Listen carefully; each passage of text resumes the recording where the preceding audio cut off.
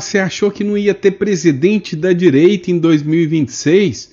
Você viu a última agora que eles estão falando pra gente? Olha só, Tarcísio e Ciro Gomes. Pois é, essa é a chapa mega direita. O que será que está rolando sobre isso? Você acha mesmo que o Tarcísio e o Ciro Gomes serão uma chapa de presidente e vice-presidente da República? Você sente orgulho dessa chapa? Votaria sem o menor problema? A gente vai falar disso aqui. Isso aqui tem cheiro, gosto, jeito de marmelada. E você vai entender o porquê que eu quero falar isso com você. Outra pauta que nós vamos falar é sobre isso aqui. O brasileiro agora mudou. Nós agora estamos mudando de opinião. Eu não sei você, mas segundo a matéria aqui, eu detesto agora o Donald Trump e amo a China. Segundo a matéria da Quaest, a última opinião, engraçado que essa opinião deles sempre vai contrária à minha, né? Eu acho que eu sou um cara do contra.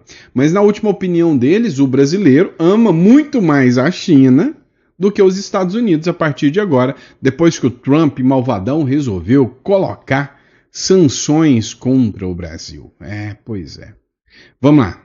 Inclusive, nós vamos falar de treta também do Milei, tá? Milei se envolveu numa mega treta, num problemão, acerca da sua irmã. Você tá sabendo disso?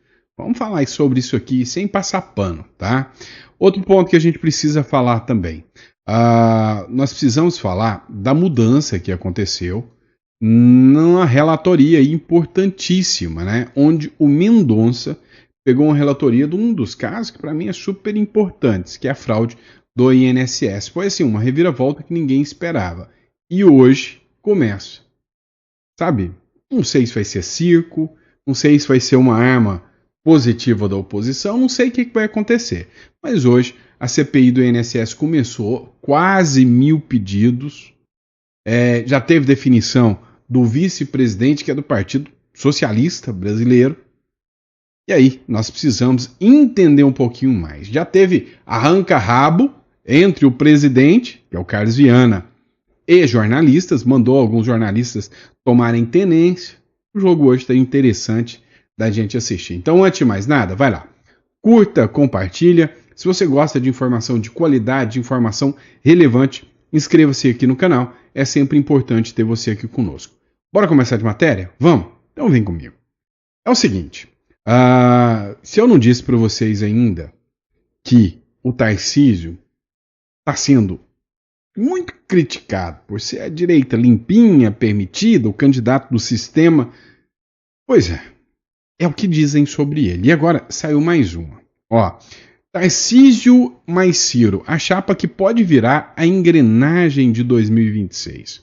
O Matheus Zanink, que fez essa publicação, você acreditaria se eu dissesse que um abraço pode decidir a eleição de 2026?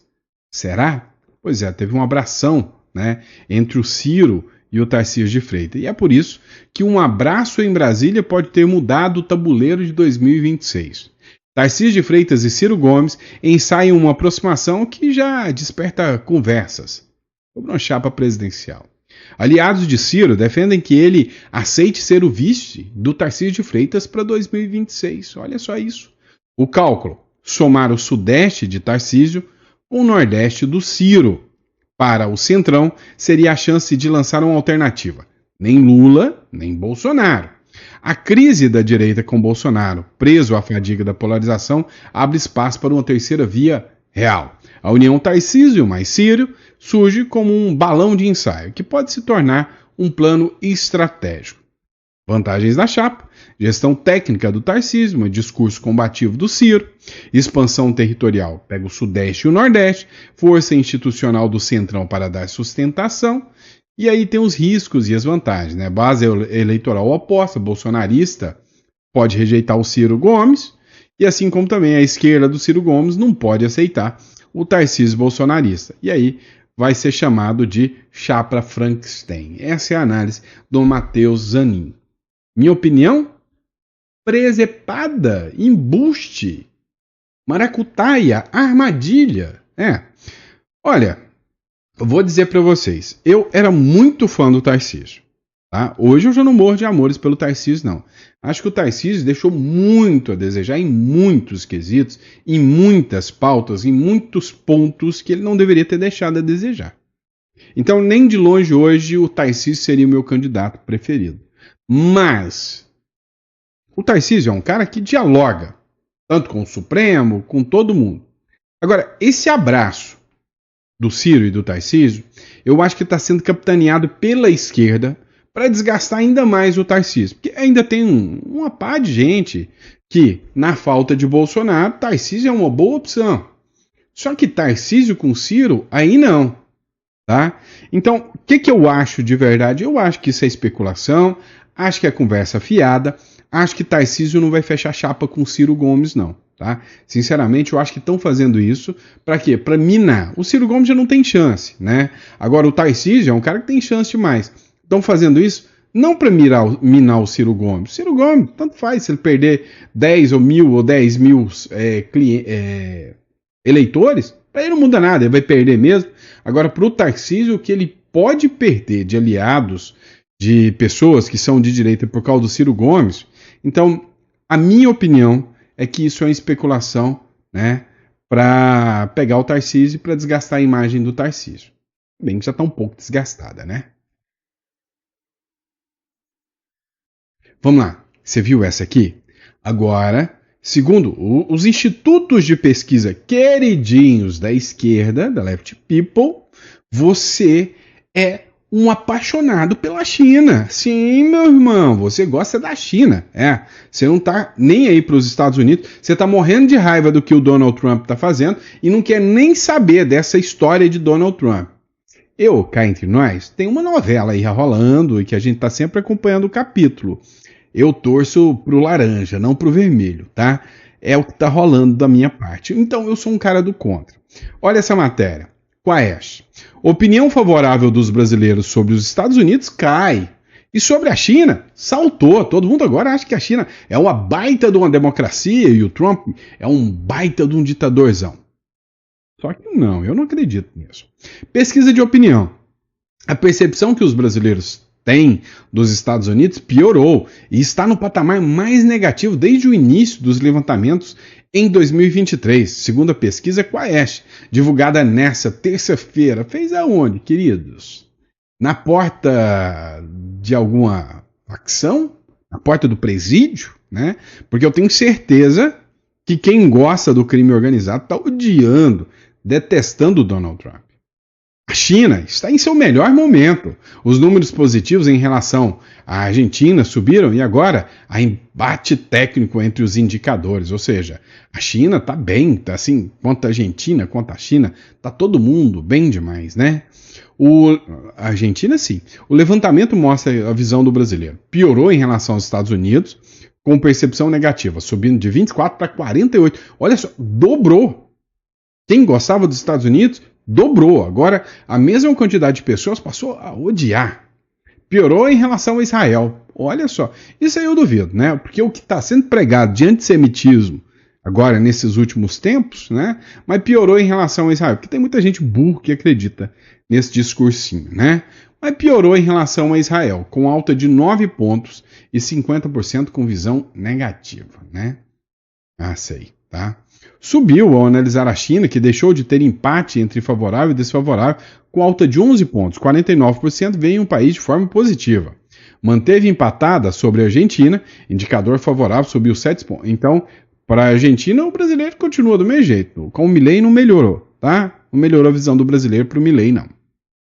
Mas está empatada no limite de margem de erro com a divisão desfavorável. Manteve negativa em relação à Rússia. A Rússia mantém-se negativa. Dos brasileiros, vem o país de forma negativa. Eram 60%, já a visão positiva subiu e está em 25%, eram 16%. Então, a negativa continua 60%, mas quem via a Rússia como uma ditadura agora já não vê mais. Depois do que está acontecendo aqui, né, até na Rússia a gente não acha que é ditadura mais, porque se eles chamam isso aqui de democracia, lá também é, né? Olha, o que está acontecendo, sinceramente, é que eu não acredito mais nem um pinguinho nesses institutos de pesquisa. Falar que o brasileiro, o brasileiro tá tá gostando mais da China do que dos Estados Unidos. Cara, isso não me convence. Não me convence mesmo.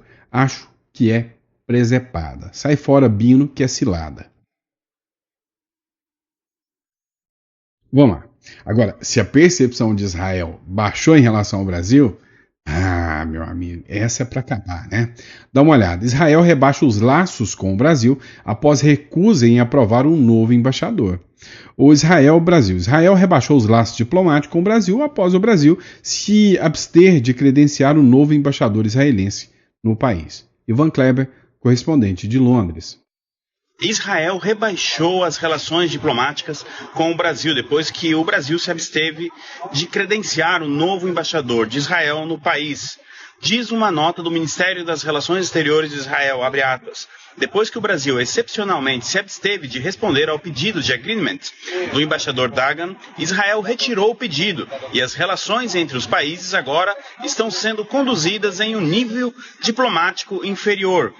O Ministério também acrescentou ainda que, abre aspas, linha crítica e hostil que o Brasil tem demonstrado em Israel piorou desde que o Hamas iniciou a guerra com seu ataque terrorista em 2023 e foi ainda mais intensificada por comentários feitos ao longo da guerra pelo presidente brasileiro Luiz Inácio Lula da Silva. Eu sou Ivan Kleber, falo diretamente de Londres, no Reino Unido, e hoje é terça-feira, dia 26 de agosto de 2025. Muito obrigado pela audiência. Valeu, Ivan. Obrigado aí. Vamos lá. Vocês entenderam a regra do jogo, né?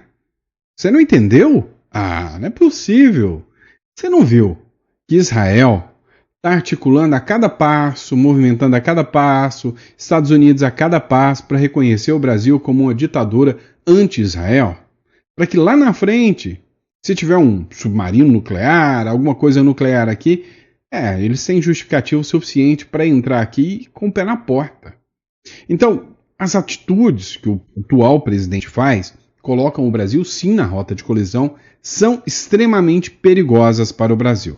Imagina Brasil sendo inimigo de Israel e dos Estados Unidos. Tá indo bem, hein? Tá indo bem pra caramba. Agora, em compensação, já que a gente falou de Israel, tem que falar do Irã também. Ó. Notícias ao minuto do R7.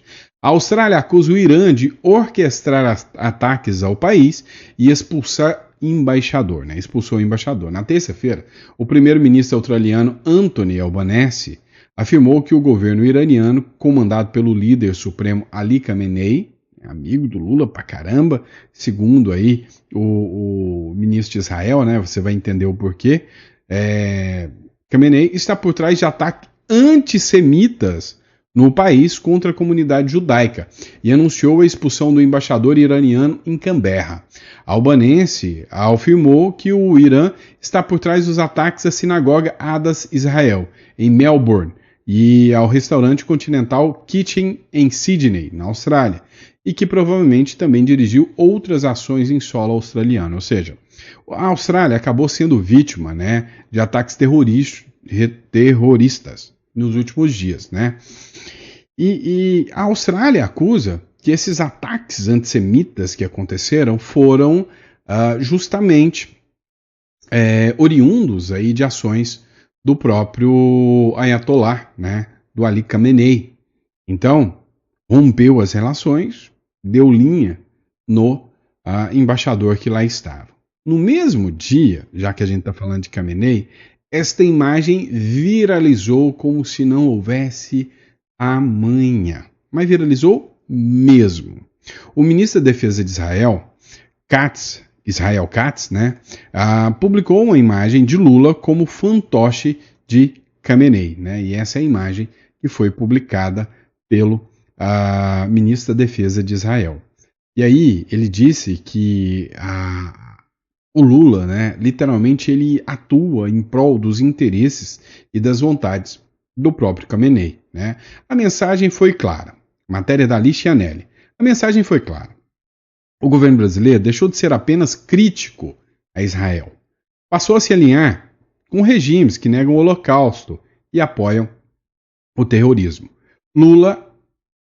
Israel acusa Lula de antissemitismo declarado e de transformar o Brasil em aliado de ditaduras como o Irã. Para muitos, uma vergonha histórica, para outros, a prova de que o país está sendo arrastado para o lado errado da história. Não sei se você entendeu o que Israel está querendo, né? O que eles estão buscando aqui. A ideia, né, é enquadrar o Lula, sim, como organização terrorista. O que eles fizeram com Maduro, enquadrando, né, as organizações, as facções da América do Sul, como organizações terroristas, assim como é lá na linha, né, da Palestina, daquela turma lá. Enquadrando eles como organizações terroristas. Primeiro ponto. Segundo ponto. Coloca o Maduro como líder desses cartéis. Terceiro ponto. Eu uso o exército para minar a economia daquele país e derrubar o Maduro. Via de regra, vamos pegar o Lula. Não podemos vincular o Lula ao crime organizado porque ele não tem a mesma atuação que o Maduro tem. Vamos pegá-lo e vinculá-lo, então, a figuras como o Ayatollah Khamenei, o Irã, e aí vamos enquadrar o Lula como um fomentador, um aliado de grupos de terror. E aí, mais para frente, se justifica os Estados Unidos também entrar aqui com o pé na porta contra o Lula. Tem muito analista que vê essa visão, tem essa visão sobre o que pode acontecer, né, na postura dos Estados Unidos e de Israel em relação a Lula. E você? Acha que isso pode acontecer ou é beroleibagem da cabeça de quem tem essa visão? Né? Eu acho que sim. E realmente é isso que eles estão fazendo. Estão preparando o campo para mais cedo ou mais tarde, o mesmo que vão fazer com Maduro. Se essa turma não der linha e sair correndo, eles vão fazer com outros aqui. O Petro é o próximo da fila, tá? Pode ter certeza disso. O Petro da Colômbia. Agora, isto aqui foi uma coisa que pegou muitos de surpresa, porém, é a mídia. A gente nunca vai cair de cabeça no que a mídia fala, mas se for verdade, né, sacanagem do caramba, né? O Milei demonstra apoio à irmã em primeira aparição pública após denúncias de propina contra ela. Pois é. É um escândalo que aconteceu lá na Argentina. Vazou um áudio onde, né, um dos ministros ali do Milei, ele falava, né, sobre fazer o pagamento, né, de licitações, e aí tinha que tirar um percentual, não lembro se era 10%, e aí desses 10%, 3% ia para a irmã do Milei, né? E aí é uma das figuras ligadas ao governo que fala isso, né? Foi o que circulou lá nos jornais argentinos. Em escândalo. O presidente da Argentina, Javier Milei, fez sua primeira aparição pública nesta quinta-feira após as denúncias de corrupção envolvendo sua irmã Karina. Em uma clara demonstração de apoio, Milei levou a irmã, que é seu braço direito, né, no governo, atuando como secretária-geral da presidência para a inauguração do novo edifício da empresa Corporação América e permaneceu sorridente ao lado antes de subir no palco para pronunciar. No discurso, o presidente argentino não falou diretamente das acusações contra Karina, mas fez críticas à imprensa e principalmente ao Congresso. Ele disse que não se importa com o quanto tentam lhe prejudicar. Chamou os jornalistas de mentirosos e rasteiros. Eu concordo. E afirmou que os parlamentares que estão indo contra suas decisões do governo estão prejudicando o país. Aqueles que querem derrubar o programa econômico e o país, promovendo projetos que rompem o equilíbrio fiscal e aprovando absurdos sem financiamento. O que importa para eles é o poder, não os argentinos de bem. Eles são argentinos do mal. O que rola? Tem uma discussão aqui sobre, né, a possibilidade dela ter recebido propina. O que os defensores do Milei, porque o Milei não se pronunciou abertamente sobre isso, falam que o cara que falou sobre esse áudio, né, que deixou vazar esse áudio, era uma figura que já estava em atritos com o Milei. E eles falam que foi um projeto que eles utilizaram esse áudio, né, para implantar ali um atrito para desgastar o governo Milei. Se é ou não é, não sei. Essa é a mesma desculpa que o Lula sempre usou. Se tem corrupção, que se lasque. Não tem que passar pano. Mas primeiro, acreditar no que a mídia fala. Assim, sem averiguar, vendo o que aconteceu aqui com o Bolsonaro, sou trouxa não, filho. Então, só daqui a algum tempo para mim poder te dar a resposta realmente sobre o que eu acho desse caso do Milei. Agora, essa aqui foi para acabar, né? O Lula deve ter ficado possesso, revolto. E algo me chamou a atenção. Vocês já perceberam que nenhuma das ações importantes caíam na mão de algum dos ministros mais sensatos, que era o próprio Fux ou Mendonça? Tem muita gente falando que até o sistema de distribuição pode ter sido alterado no processo. O André Mendonça passou a ser o novo relator dos inquéritos da fraude no INSS. Rapaz, saiu da mão do Toffoli, se eu não me engano, e caiu na mão do Mendonça. E agora, se o Mendonça quiser passar o rodo, quiser lascar uma turma de político da esquerda, agora ele pode, né? O presidente do Supremo Tribunal Federal, Luiz Roberto Barroso, acolheu nesta segunda-feira a manifestação da Procuradoria-Geral da República e determinou a livre distribuição das investigações do inquérito do Instituto Nacional de Seguro Social. Depois de sorteio, o processo foi redistribuído ao Mendonça. O que é distribuição? Quando você chega num processo, você vai lá e coloca, ele tem uma roleta russa. Então, quando você joga o processo, tem um sistema que ele joga para cada juiz. Você nunca escolhe. É para ter imparcialidade, para você não chegar lá, eu quero que o Moraes me julga, eu quero que o Mendonça me julga. Você tem um sistema de distribuição. Via de regra, é isso que funciona. Só que quando tem algum caso que está sendo julgado por A ou B, esse processo não passa por distribuição. Então vamos dizer, já estão julgando um pedido sobre o escândalo do INSS. Então, distribuíram outra, então tem que ir para o mesmo juiz, para 2 juízes. Não dá decisão conflitante. O caso estava na mão do Dias Toffoli. Todavia, a PGR pediu ao STF que a investigação não tivesse o magistrado como relator, alegando que Toffoli não teria competência automática para conduzir as investigações, precisava ser distribuído. Por quê? Porque sabia, né, que provavelmente isso aí seria tudo anulado. Em julho, Toffoli pediu os inquéritos da Polícia Federal que apuravam menções ao ministro Onyx Lorenzoni e ao deputado federal Faustino Pinato, conforme revelou o colunista do Metrópolis, Fábio Seralpião. Lembrando que o Onyx Lorenzoni já foi ministro, né, da Previdência, então é por isso que ele está no inquérito.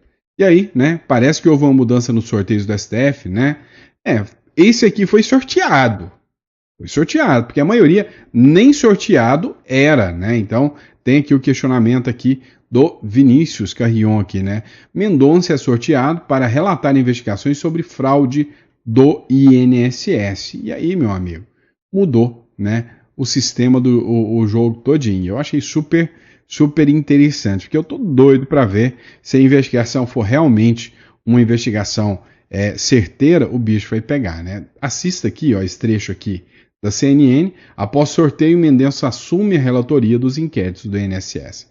Acompanhe esse trechinho aqui comigo. Com o noticiário internacional, mas antes vamos a uma informação que acaba de chegar. O presidente do Supremo Tribunal Federal, ministro Luiz Roberto Barroso, acolheu a manifestação da Procuradoria-Geral da República e determinou a livre distribuição das investigações do caso INSS.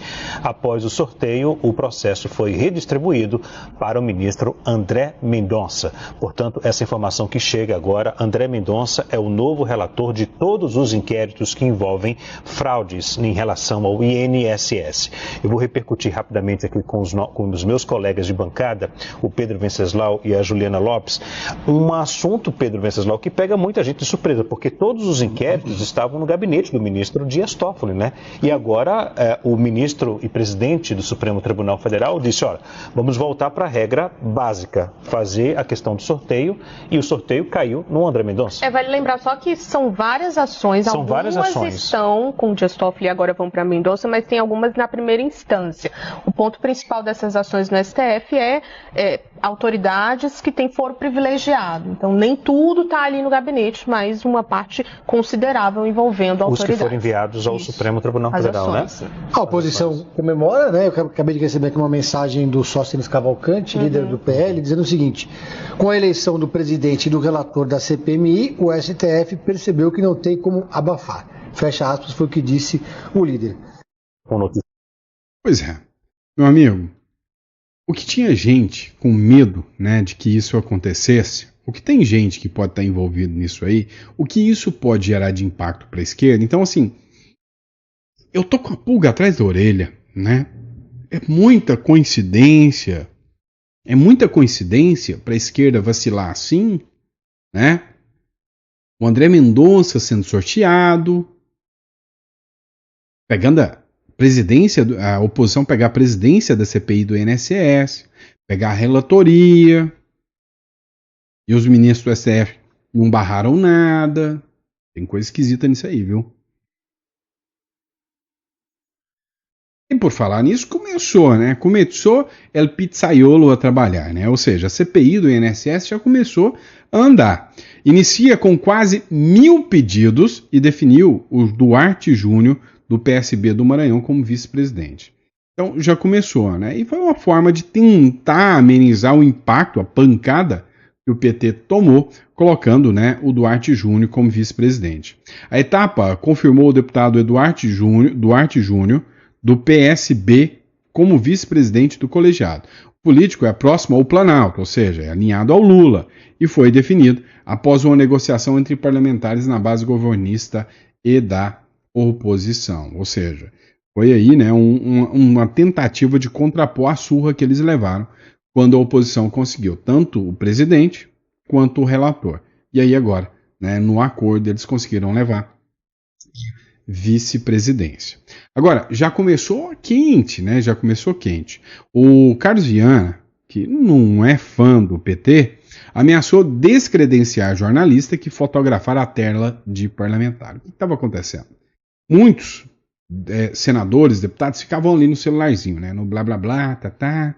E aí vinham os repórteres e tirava a foto só para pegar o que cada deputado ou senador estava falando. Isso é crime, hein? Violação de sigilo de correspondência, tá? Isso é dor de cabeça.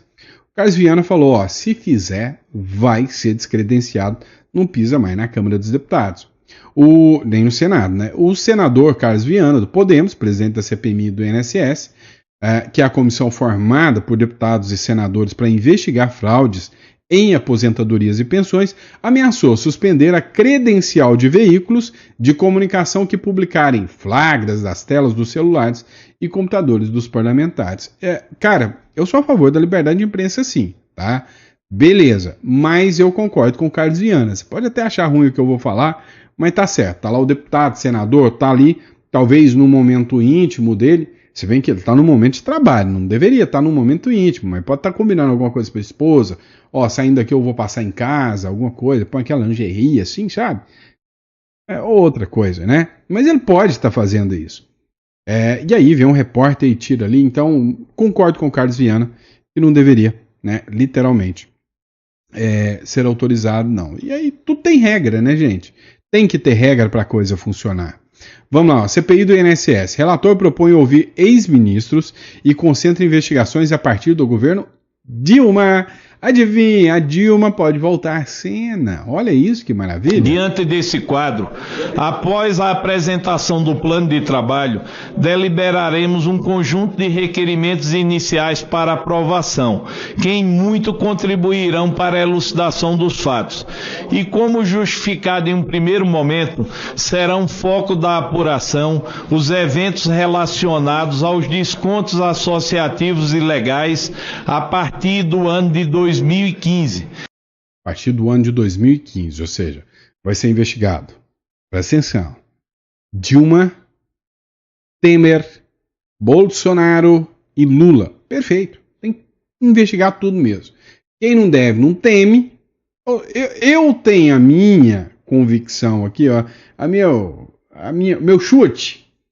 Desses aí, só um, né, ainda consegue bater no peito e falar anticorrupção. Os outros, né? Ai, não, aí não, né? Mas vamos lá, né? A CPI do INSS vai investigar fraude no governo de 4 ex-presidentes, que eu disse, né? A Dilma pode voltar. Você tá com saudadinha da Dilma, tá? A Dilma você pode voltar a ver ela nos noticiários agora.